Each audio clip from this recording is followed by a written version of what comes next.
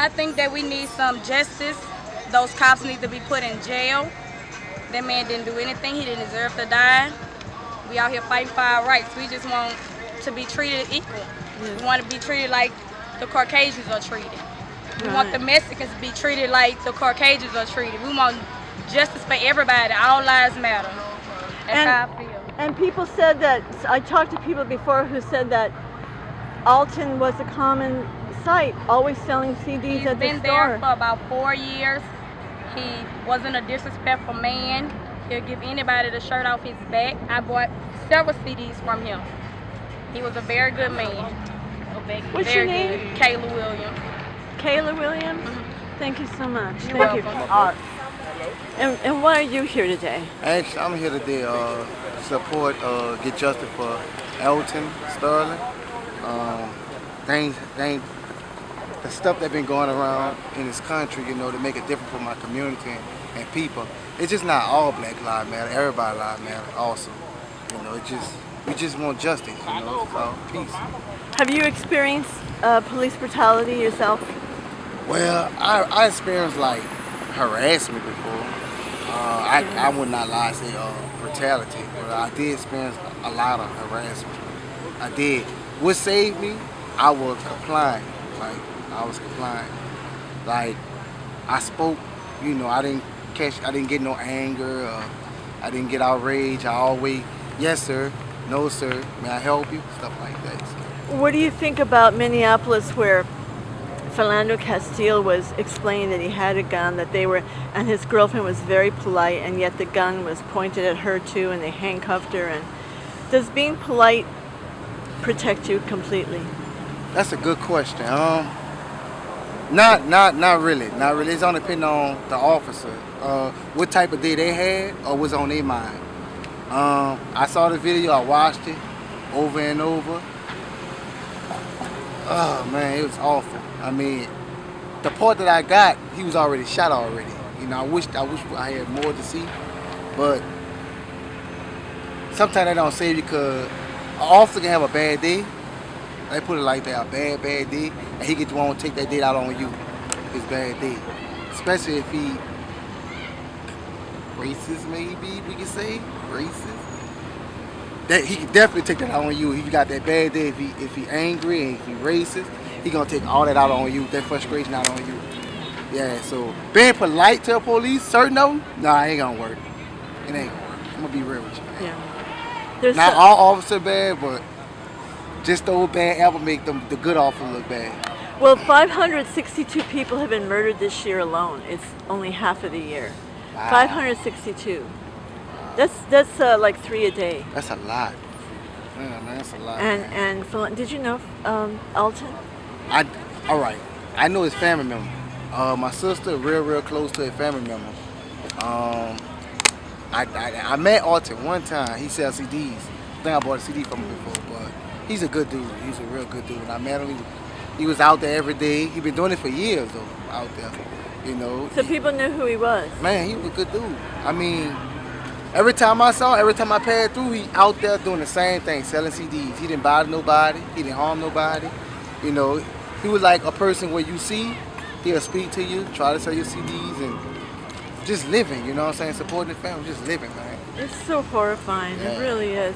That's why I'm here for my organization, the Party for Socialism and Liberation. Mm-hmm. We've been in the street from Albuquerque to LA to San Francisco to New York to Baltimore, everywhere that there's been police brutality. I was in Ferguson last year. This reminds me of Ferguson so much. It really does. And the only way there's going to be justice is massive protest, continued protest. We can't forget. We can't forget. We cannot get comfortable and you know, we got to keep fighting. We got to keep fighting. We got to keep protesting. We got to keep the peace. We got to keep it moving. We got to love each other. We got to show each other respect. But we got to command this justice for what's going around this country now. It's crazy, man. Like they really taking innocent lives. How do you see Louisiana and this area of Louisiana? Have you grown up here? Yes, ma'am. And what do you think about the issues of race and we so divided out here. That's the main thing. When it comes to black and white, white, we so divided. Like, it's ridiculous. Like, all the whites stay on the outside of the city. Like, blacks stay inside the city. The only time the white come inside the city, only when they come to work. But they come to work and they go right back in their community. We so divided. And what part of town is that and what part of town is this? I'm gonna say Gazelle. That's what all the whites say. Gazelle. The outside of the city. Gazelle. Ah, okay. Or some of them on Blue Bonnie. Mm. And are the schools segregated? Oh, I don't know. Yeah. They got their own black school. They got their own white school. So divided. Yep. Segregated out here. Yeah. What's your name? My name is Julius Parker. Julius Parker. Parker. Gloria Lariva, it's a pleasure to meet you. It's a pleasure to meet you. And we're going to be here. We're running in the elections. We're going to, with our work this weekend, we're going to make it on the ballot, and we're going to fight alongside you all. Tonight we're going to be in the march, and thank you so much for what you're telling us. People want to know what's going on here, and people are in solidarity. Last night we had a protest of 2,000 people in San Francisco. Everybody came out. And my organization initiated it, but everybody came out. It was solid. Great.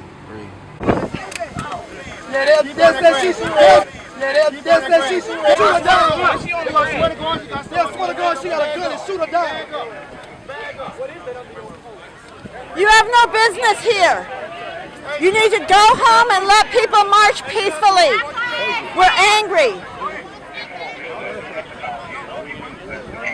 You need to stay out the street. Get out of the road. You get in the street, you will be arrested. Yeah? Let people march. Let people march.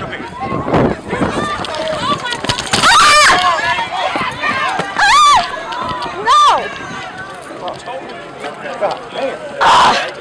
Oh, God!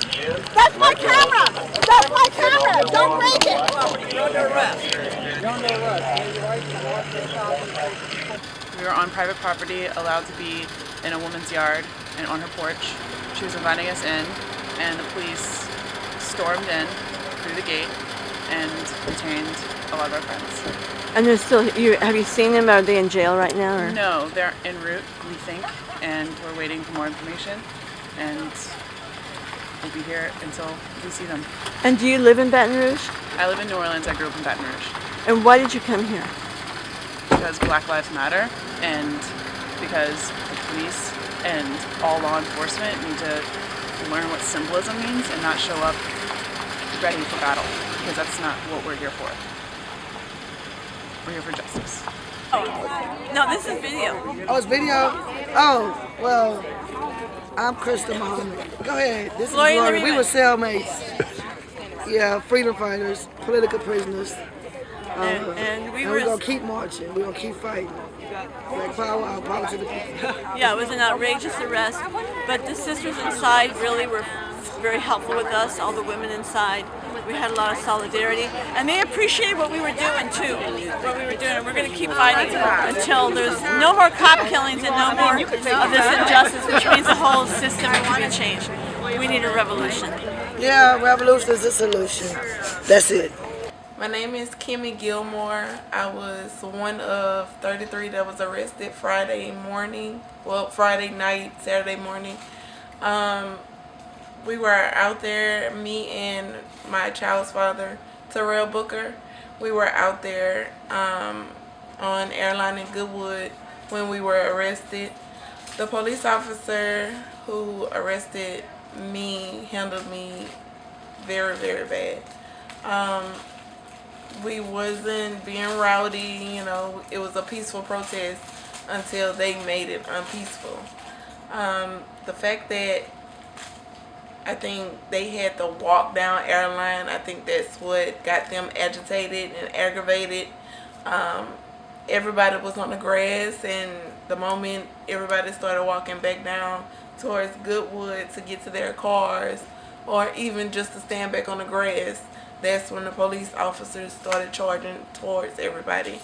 The police officer snatched me out of the crowd and yanked my arm and started pushing me towards his vehicle. And once we got to the vehicle, he slammed me on the vehicle and The handcuffs were entirely too tight. I kept telling him that they were too tight, and he kept being very, very arrogant about that. Oh, I can stick my finger in between the cuffs so they're not tight.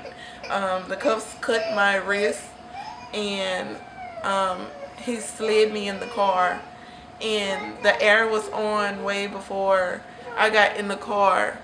And when I got in there, he took the keys out and left me in a hot car. I let him know that I could not breathe. He told me F you. So once we made it, drove back to the headquarters across the street. I sat in the car for, I don't know, maybe 20, 30, somewhere around there. He asked me my information. He was very, very rude. I let him know that I was hot. He didn't care. I let him know that I had a 2-year-old. He said he doesn't give a damn about that, because I shouldn't have been out there like I was out there being rowdy and everything. He talked about me, how I was dressed.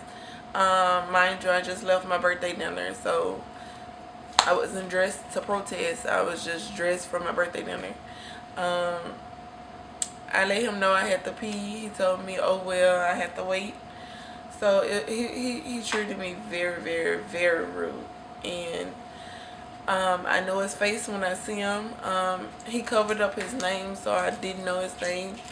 But I just hope that, like, for the protesters, something be done about the police officers who handled the situation wrong. A peaceful protest doesn't need police officers engaging in aggressive manners. Like, I believe that they should stay calm. If the protesters aren't throwing things at them, aren't trying to hit them, aren't doing things to invade their personal space, I think they should stay calm and remain calm and let everybody say what's on their minds. Because at the end of the day, Black lives matter regardless of anything. And we all coming together as one. Baton Rouge never did that.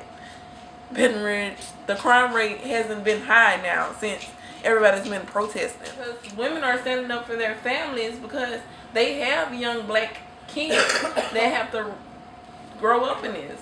Like, they don't want to be afraid that when they leave this world that their kids be gunned down by a police officer.